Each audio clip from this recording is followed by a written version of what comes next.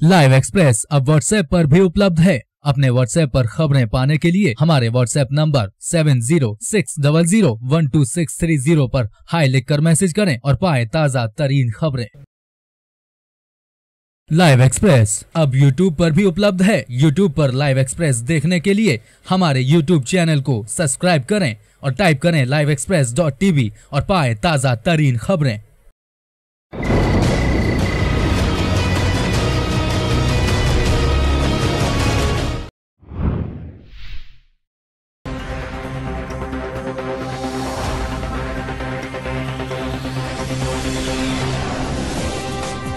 पंचकुला के सकेतड़ी गांव के पास चंडीगढ़ बॉर्डर पर सुखना लेक के पीछे पंचकुला एरिया से 22 अगस्त को संदिग्ध हालत में एक महिला का शव मिला था। पुलिस ने ब्लाइंड मर्डर की गुत्थी सुलझा ली है। पंचकुला पुलिस के डीसीपी ने बताया कि महिला की हत्या के आरोप में पुलिस ने बलरामपुर के रहने वाले सचेतानंद नाम के ऑटो चालक को गिरफ्तार किया है। पुलिस ने बताया कि 3 दिन के पुलिस रिमांड में आरोपी से पूछताछ की जा रही है कि किस मकसद से आरोपी ने महिला की हत्या की थी।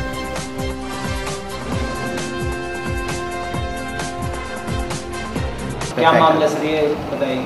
ये कुछ दिन पहले जो है एमडीसी के एरिया जो कि लेक के चंडीगढ़ लेक के साथ पड़ता है, वहाँ पे एक लेडी की डेड बॉडी बरामद हुई थी जिसकी उम्र करीब 30 साल के करीब थी। वो डेड बॉडी मिलने के बाद जो हमने कार्रवाई शुरू की, जो उसमें सरे देखने में सरे 10 जो है उसमें मर्डर लग रहा था, तो हमने 302 का पर्चा जो है हमने दर्ज करके और उसकी तफ्तीश शुरू की। तो उसके अंदर जो है जो उसकी शिनाख्त लेडी की हो चुकी है, उसके वारसान जो है गोरखपुर से वो आ चुके हैं। जो ये डेड बॉडी सुनीता नाम की लेडी की है जो कि घर से लड़के यहाँ आई थी।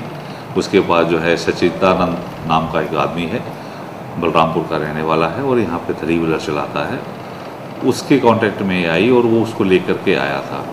जो हमें जो सिर्फ क्लू जो इसके अंदर मिला था कि कोई हरे रंग का CNG 3 व्हीलर जो है उसके अंदर ये डेड बॉडी आई थी और वो फेंक के गया है। जो हमने उसकी तलाश करनी शुरू की और लास्ट में हमने सचितानंद जो है मेन एक्यूज जो है उसको हमने गिरफ्तार कर लिया। और ये 43 सेक्टर बस स्टैंड से इस लेडी को लेके आया था और यहाँ पर किशनगढ़ के अंदर आकर के इसने 2700 रुपये के अंदर एक कमरा किराए पे लिया था। तो इसको हमने उसके मर्डर केस में अरेस्ट कर लिया है और उसका 3 दिन का हमने रिमांड ले लिया है। तो ये दोनों आपस में जानते थे एक दूसरे को? नहीं, एक दूसरे को नहीं जानते थे। थोड़ा वो बता दो किस तरह से मतलब मर्डर क्यों कर दिया उसको? भी हमने जो है एक्यूज का जो है 3 दिन का रिमांड लिया है। 3 दिन के रिमांड जो है हम इसे गहनता से इस बारे में पूछताछ करेंगे कि किस पर्पज़ के लिए, किस बात के लिए जो है इसने इसका मर्डर किया है। जो सर मर्डर वाली बात जो आ रही है कि ये सुबह जब उठे तो ये जिद कर रही थी लेडी कि मैंने वापस जाना है। इन्होंने इसको धक्का दिया। धक्का देने के बाद जो है इसको हॉस्पिटल लेके जा रहा था। जो इसने चेक किया रास्ते में तो उसकी डेथ हो चुकी थी। उसके बाद ये इसको वहाँ सुनसान जगह पे ये फेंक के चला गया।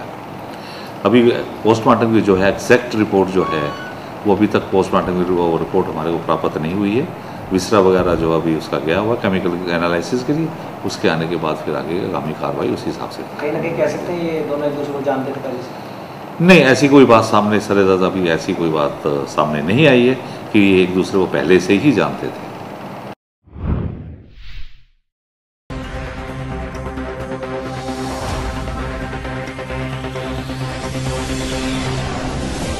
अंबाला में लगातार बढ़ रही वाहन चोरी के मामलों को सुलझाने में अंबाला पुलिस जुटी है। पुलिस को एक बड़ी सफलता हासिल भी हुई। अंबाला व आसपास के इलाकों से वाहन चोरी कर रहे गिरोह को पुलिस ने गिरफ्तार कर लिया है। CIA1 की टीम ने गुप्त सूचना के आधार पर कार्रवाई करते हुए वाहन चोर गिरोह के मुखिया सहित 3 लोगों को गिरफ्तार किया है।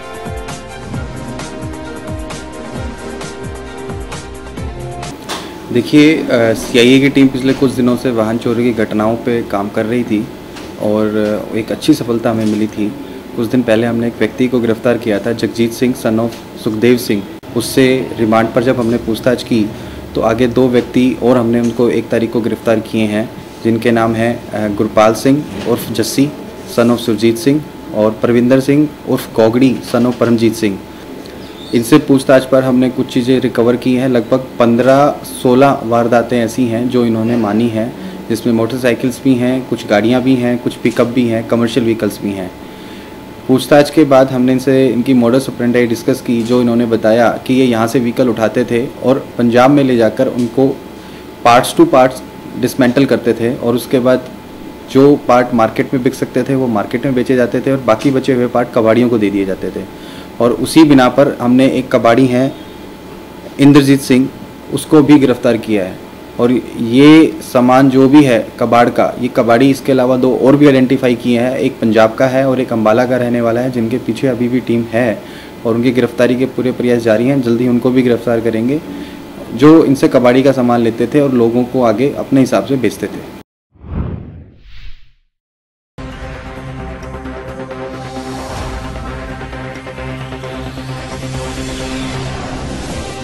जाट आरक्षण की मांग को लेकर जाट समुदाय पिछले लंबे समय से लड़ाई लड़ रहा है। इसी कड़ी में टोहाना से जाट युवा सभा के गठन का ऐलान किया गया, जिसमें युवा वर्ग को जोड़ा जाएगा। युवा जाट सभा की पहली बैठक हुई। बैठक में सरबखा पंचायत के राष्ट्रीय प्रवक्ता सूबे सहसमेर ने विशेष रूप से शिरकत की। इस दौरान उन्होंने जाट आरक्षण के मुद्दे को लेकर युवाओं से अपने विचार साझा किए।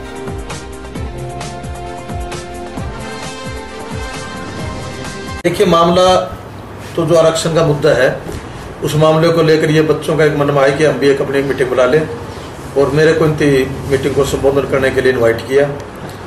तो मैंने अपने संबोधन में इनको 2-3 बातें जरूर आरक्षण से बाहर की कही कि वे नशा जैसी बुराइयों से बच्चों दूर रहो और शिक्षा के सत्र को बढ़ाओ। शिक्षा ही उसका महत्व है। राजनीतिक लोगों के पीछे दौड़ने की बजाय शिक्षा की तरफ ज़्यादा दौड़ो। दूसरा, आरक्षण के लिए जब आप लड़ाई लड़ो, जैसे समाज के लोग लड़ रहे हैं, तो उनको ये प्रेरित करो कि वे जो भी लोग इसमें लगे हुए हैं इसके ऊपर राजनीति ना करें। और आज ये बन चुकी है, राजनीति का एक अखाड़ा बन चुका है। लोग अपने अपनी शक्ति प्रदर्शन में लगे हुए हैं, जो कि एक आरक्षण के लिए बड़ी भयंकर भूल है। तो उसमें आप लोग ज़्यादा अपना रोल अदा कर सकते हैं। और हमारे जो युवा वर्ग के साथी हैं वो अपने तरीके से जो भी अभियान चलाएं, चाहे वो साइकिल यात्रा करें, चाहे वो मोटरसाइकिल यात्रा करें, चाहे पैदल यात्रा करके लोगों को जागृत करो कि ऐसे लोगों से सावधान रहें जो इसके अंदर इसकी आड़ में राजनीति करना चाहते हैं।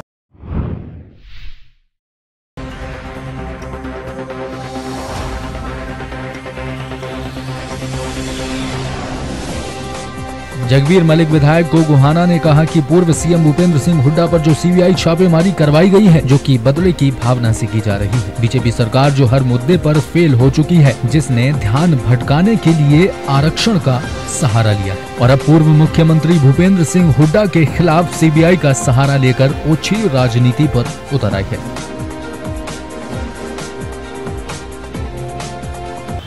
बीजेपी सरकार ने चुनाव में जो वायदे किए थे, एक भी वायदा पूरा नहीं हुआ। जनता में इसके खिलाफ नाराजगी थी और जब ये सरकार ने देखा कि तुम हर मोर्चे पर फेल है, तो उसने जो है आरक्षण के मुद्दे पर इस प्रदेश को जात पात के में बांटने का काम किया। इसके बाद अब जब फिर भी जो ये महसूस हुआ कि बीजेपी सरकार हर मोर्चे पर विफल है, तो उसने ये बदले की भावना से पूर्व सीएम के ठिकानों पर, चाहे वो पंचकुला है, रोहतक है, दिल्ली है, गुड़गांव है, इन पर छापेमारी करके अपनी मानसिकता का सबूत दे दिया। ये ओछी मानसिकता है, इससे बीजेपी कुछ हासिल होने वाला नहीं है। जनता के अंदर मुख्यमंत्री के प्रति सद्भावना, प्रेम भावना है। उन्होंने काम किए थे इस हरियाणा में, हरियाणा को नंबर 1 पर पहुंचाया था। आज बीजेपी सरकार चाहती है कि केवल भूपेंद्र हुड्डा को नीचा दिखाकर जो है इसमें हरियाणा में तुम अपना शासन कायम रख सकते हो, लेकिन बीजेपी सरकार जो को मुंह की खानी पड़ेगी। और मैं ये उम्मीद करता हूं कि बीजेपी सरकार जो है, लोग जो है इसका बदला जो है आने वाले इलेक्शन में जरूर लेंगे। जो निंदा करते हो जो छापेमारी की, इसकी मैं तो निंदा करता हूँ। तमाम हरियाणा इस बात की घोर निंदा करता है।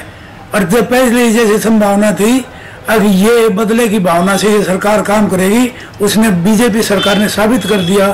और जो ये छापेमारी करवाकर एक बदले की भावना से काम किया, ये इसकी ओछी हरकत जो है इसको आगे आने वाले समय में नुकसान करेगी। सरकार ने जो पूर्व सीएम भूपेंद्र सिंह हुड्डा और जो सीबीआई की छापेमारी करवाई है, ये एक बदले की भावना से की जा रही है। बीजेपी सरकार जो हर मुद्दे पर फेल हो चुकी है, उसको उसका ध्यान भटकाने के लिए आरक्षण का सहारा लिया और अब भूपेंद्र हुड्डा के खिलाफ सीबीआई का सहारा लेकर ओछी राजनीति पर उतर आई है। हरियाणा की जनता इस कार्रवाई का कड़ा विरोध कर रही है और बीजेपी ने इस कार्रवाई में अपनी औकात दिखा दी है और आने वाले समय में बीजेपी का हरियाणा में नामो निशान नहीं रहेगा। लाइव एक्सप्रेस अब व्हाट्सएप पर भी उपलब्ध है। अपने व्हाट्सएप पर खबरें पाने के लिए हमारे व्हाट्सएप नंबर 7060012630 पर हाई लिखकर मैसेज करें और पाएं ताज़ा तरीन खबरें। लाइव एक्सप्रेस अब यूट्यूब पर भी उपलब्ध है। यूट्यूब पर लाइव एक्सप्रेस देखने के लिए हमारे यूट्यूब चैनल को सब्सक्राइब करें और टाइप करें livexpress.tv और पाएं ताज़ा तरीन खबरें।